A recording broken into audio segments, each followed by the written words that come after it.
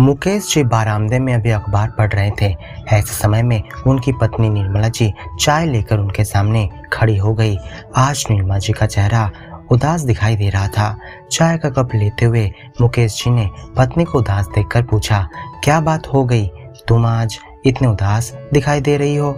Chair पर बैठते हुए निर्मला जी ने कहा, आप कैसे पिता हैं जी, आपको अपनी बेटी का थोड़ा सा भी ख्याल नहीं है।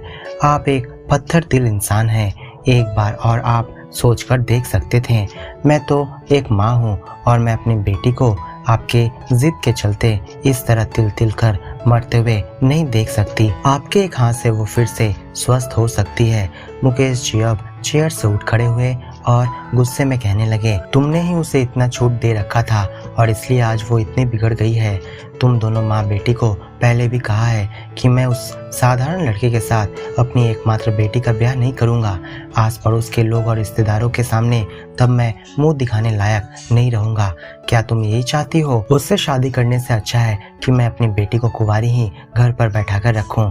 इतना कहकर मुकेश जी गुस्से में घर से बाहर निकल गए। निर्मला जी वहीं बैठकर रोने लगी। मुकेश और निर्मला जी की एकमात्र बेटी वेदिका इसी साल मास्टर डिग्री पास की थी। पापा जब उसके लिए लड़के देखने लगे तब उसने पापा को अमित के बारे में बताया, जिसे वो पिछले 3 सालों से प्रेम करती थी और उससे वो शादी भी करना चाहती थी। अमित एक मल्टीनेशनल कंपनी में किसी अच्छे पद पर कार्यरत था। सैलरी भी अच्छी खासी थी, परंतु करोड़पति बिजनेसमैन मुकेश जी एक ही जिद पर अड़े थे कि सरकारी नौकरी करने वाला अफसर के अलावा किसी और से अपनी बेटी का ब्याह नहीं करेंगे। पत्नी और बेटी ने उन्हें बहुत बार समझाने की कोशिश की थी कि एक बार लड़के को देखकर और उनके परिवार के साथ बातचीत करने के बाद कोई निर्णय लीजिएगा, पर मुकेश जी एक ही बात पर अड़े रहे। जब मुझे बेटी की शादी वहाँ करना नहीं है तो मैं क्यों उन लोगों से मिलने जाऊँ और उनसे बातचीत करूँ। अगर तुम्हें अपने पसंद के लड़के से शादी करनी है तो तुम मेरे सामने कोई सरकारी अफसर वाला लड़का खोज कर लाओ। मैं बिना कुछ देखे तुम दोनों की शादी करा दूंगा। इतनी पढ़ी लिखी होने के बावजूद मैं एक साधारण लड़के के साथ अपनी बेटी ब्याह कर रिश्तेदारों के सामने छोटा नहीं बनना चाहता। इधर बेटी भी जिद करके बैठ गई थी कि वो तो उसी लड़के से शादी करेगी और वो भी घर से भागकर नहीं, बल्कि माता पिता के आशीर्वाद से और सभी रिश्तेदारों को साक्षी रखकर ही अमित से ब्याह करेगी। पर इसका बाबूजी के सहमति न मिलने पर वेदिका खाना पीना छोड़कर अब गुमसुम सी रहने लगी। इसी बीच निर्मला जी एक दिन लड़के को देखने के लिए उसके घर गई और लौटते समय उसकी तस्वीर अपने साथ लेकर आई। लड़का उन्हें बहुत ही पसंद आया। घर में मम्मी पापा और एक बहन के साथ वो रहता था। अमित के पिता भी एक नामी कंपनी में काम करते थे और उनकी माताजी स्कूल की एक शिक्षिका थी। कुल मिलाकर उनका एक शिक्षित परिवार था। पर मुकेश जी न ही लड़के को और न ही उनके परिवार के किसी भी सदस्य से मिलने के लिए राजी हुए। निर्मला जी अपनी बेटी का पक्ष लेकर उन्हें बहुत बार समझाने की कोशिश की, पर इसका उन्हें कोई फायदा नहीं हुआ। आज कॉलेज से सभी को मास्टर डिग्री का सर्टिफिकेट प्रदान किया जाएगा और इसलिए वेदिका सुबह से ही तैयार होकर बैठी थी। मम्मी की तबीयत कुछ ठीक नहीं रहने के कारण आज वो अपने पापा के साथ कॉलेज को निकल गई। कॉलेज का कार्यक्रम समाप्त होने के बाद अचानक ही मुकेश जी की मुलाकात वसुधा जी से हो गई। मुकेश जी को देखकर वसुधा आश्चर्य भरी नजरों से उनकी ओर देखते रही। कुछ देर चुप रहकर वसुधा जी मुस्कुराकर बातचीत करना शुरू कर दी। कैसे हैं आप मुकेश जी? आज लगभग 20 साल बाद आपसे मुलाकात हुई है। इसके बाद उन्होंने वेदिका की ओर देखकर कहा, क्या यही आपकी बिटिया है? आज डिग्री का सर्टिफिकेट लेने आई थी। मेरी बेटी भी इसी कॉलेज से पास की है। बेटी की तबीयत ठीक न रहने के कारण मैं आई हूँ सर्टिफिकेट लेने के लिए। वेदिका को लाइब्रेरी में बुक जमा कराने जाना था, इसलिए वो पापा को उनकी महिला मित्र के पास छोड़कर चली गई। इसके बाद वे दोनों कॉलेज के कैंटीन में जाकर बैठ गए। इतने सालों बाद वे दोनों की मुलाकात हुई है और उन दोनों को यह समझ में नहीं आ रहा था कि वे बात करें तो क्या करें। वसुधा जी अब चुप्पी तोड़ी और कहने लगी, पिछले वर्ष मैंने अपनी बेटी की शादी कर दी थी। बेटी की तबीयत कुछ दिनों से ठीक नहीं है। दामाद जी ही आज सर्टिफिकेट लेने आने वाले थे, पर उनका आज कुछ ज़रूरी काम आ जाने के कारण मुझे सर्टिफिकेट लेने के लिए आना पड़ा। बेटी की सास बहुत ही अच्छी है। उम्र ज़्यादा हो जाने के कारण वे अब बाहर नहीं निकल पाती है और घर में ही नातिन की देखरेख करती है। वसुधा जी को रोकते हुए अब मुकेश जी बीच में ही बोल पड़े, दामाद जी ऑफिस के काम से तो बाहर ही रहते होंगे। नहीं नहीं, ऑफिस के काम से बाहर क्यों रहेंगे, उनका तो खुद का बिजनेस है।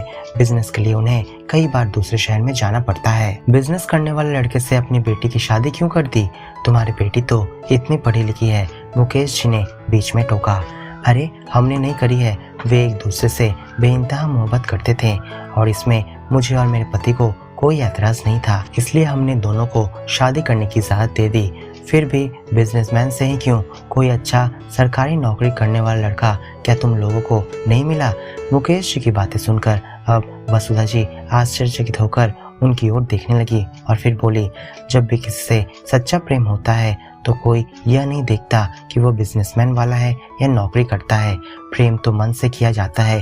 30 साल पहले जब मैंने आपसे प्रेम किया था तब क्या मैंने यह देखा था कि आप बिजनेसमैन हैं या नौकरी करते हैं। मेरे पापा भी तब मेरी शादी किसी सरकारी अफसर से करना चाहते थे, तब आप एक छोटे से बिजनेस करते थे और इसी कारण मेरी शादी आपसे नहीं हो पाई। पापा ने तब मेरी शादी जोर जबरदस्ती एक सरकारी अफसर से करा दी थी। अब ये नहीं कहूँगी कि मैं खुश नहीं हूँ, पर मैं अपने अतीत को कभी नहीं भूल सकती। मुझे आज भी तुम्हारे साथ बिताए हुए उन पलों को याद करके दुख पहुँचता है। जो दुख मैंने सहा है वो दुख मैं अपनी बेटी को कभी नहीं सहने दूंगी। आस पड़ोस के लोग क्या कहेंगे और हमारे बारे में क्या सोचेंगे, इससे मुझे कोई फर्क नहीं पड़ता। मेरे लिए तो मेरी बेटी की खुशी ही सबसे बड़ी खुशी है। समाज के लोग तो 10 बातें बनाने के लिए बैठे ही होते हैं, सबको खुश करने के लिए मैं अपनी बेटी को दुख नहीं दे सकती। मुझे अपनी बेटी की खुशी से बढ़कर और कुछ भी दिखाई नहीं देती है। सच कहूँ तो आज वो अपने पति के साथ बहुत ही खुश है। अब छोड़ो भी इन सब बातों को, मैं तो अपनी कहानी बहुत सुना चुकी हूँ। अब आप बताइए, आपकी बेटी तो अभी तक शादी नहीं की है, क्या आपने उसके लिए कोई लड़का देखा है। वसुधा जी के प्रश्नों का क्या उत्तर देंगे समझ नहीं पा रहे थे मुकेश जी। कुछ देर रुक कर वे कहने लगे, एक समय मैं जब सरकारी नौकरी नहीं कर सका तब तुम्हारे पापा ने हम दोनों की शादी करने की सहमति नहीं दी। बिजनेस करना उस समय तुम्हारे पापा की नजरों में एक गुनाह था और तब मैं तुम्हारे पापा को न जाने कितनी बातें कह डाली थी। मैंने बहुत मेहनत करके आज अपने बिजनेस को आगे बढ़ाया और आज मैं एक करोड़पति बन गया हूँ। मैं तो रिश्तेदार और पड़ोसियों की बातों में आकर अपनी बेटी की शादी किसी बिजनेसमैन या कोई प्राइवेट नौकरी करने वाले लड़के से नहीं की। मैं उनकी बातों को ही प्रधानता देता रहा और इस दौरान मैं अपना अतीत भूल गया। मैं तुम्हें 20 साल पहले खो चुका हूँ और अब मैं अपनी बेटी को नहीं खोना चाहता। वह एक लड़की को पसंद करती है, लड़का एक मल्टीनेशनल कंपनी में प्राइवेट नौकरी करता है, पर मैं ही हूँ जो इस शादी के लिए अभी तक राजी नहीं था। आज तुम्हारी बातों को सुनकर मुझे एहसास हो गया है कि मैं क्या गलती करने जा रहा था। मैं पिता की जिम्मेदारी से हटकर सोचने लगा था, पर आज तुम्हारी बातों ने मेरी आंखें खोल दी है। मैं भी एक समय इसी अवस्था से गुजर चुका हूँ और मैं भी नहीं चाहता कि मेरी बेटी भी इसी कष्ट से गुजरे। मैं आज ही उस लड़के का घर जाकर उन दोनों की शादी की तारीख ठीक करके आऊँगा। यदि आज तुमसे मुलाकात नहीं होती तो मैं अपनी बेटी के प्रति बहुत बड़ा अन्याय कर बैठता। मैं तुम्हें किस तरह से धन्यवाद दूं मुझे समझ नहीं आ रहा है। बातें करते हुए काफी समय बीत गए थे, शाम होने को आई थी। अब दोनों बस स्टैंड की ओर चल दिए। वसुधा जी की बस कुछ देर के बाद रवाना हो गई। मुकेश जी पीछे से उन्हें देखते रहे और मन में सोचते रहे कि भगवान का शुक्र है कि आज वसुधा जी से मुलाकात हो गई, नहीं तो मैं अपनी बेटी का भविष्य नष्ट करने को चला था।